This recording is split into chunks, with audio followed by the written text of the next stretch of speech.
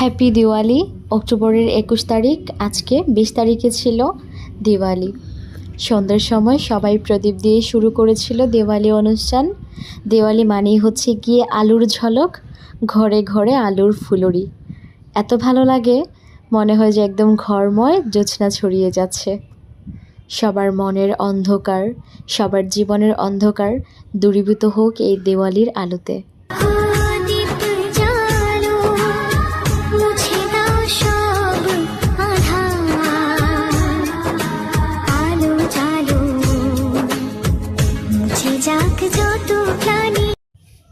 বারো মাসে 13 পার্বণের মধ্যে এটাও একটা পার্বণ। তবে এই পার্বণটা সত্যি বলতে মন ছুঁয়ে যাওয়ার মতো।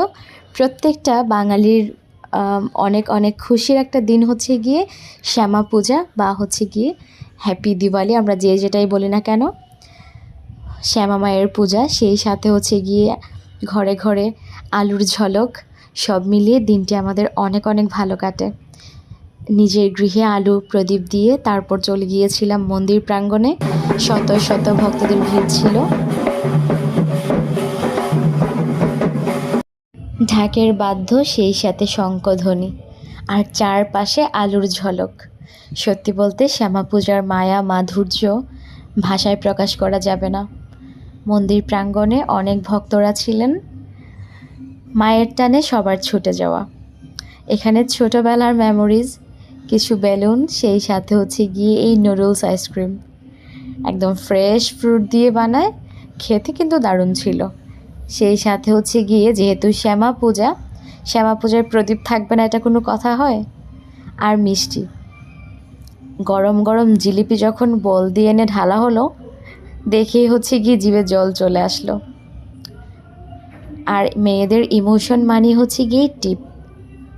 এই টিপের পাতা দেখলে মেয়েদের ইমোশন ধরে রাখা যায় না। বেশ ভালো লাগছিল। ইউনিক ডিজাইনের কিছু জিনিস, সেই সাথে মিষ্টি মুখ। রাত বাজে প্রায় 10টার মতো। যেহেতু শ্যামা পূজা নিশিরাতে হয়, সেজন্য হচ্ছে গিয়ে এক একটা মণ্ডপে প্রতিমা নেওয়া হচ্ছে। আর হচ্ছে গিয়ে আরেকটা মণ্ডপে এসেছিলাম, এখানে মাকে বরণ করা হচ্ছে। যে রিচুয়ালসগুলো মেনে পুজো হয় সেগুলো সবগুলোই পালিত হচ্ছে। আর এখানে আরও একটা মণ্ডপ ঘুরে ঘুরে বাসায় চলে আসলাম। শ্যামা পূজা মানেই আলুর ঝলক, সেই সাথে মিষ্টি মুখ।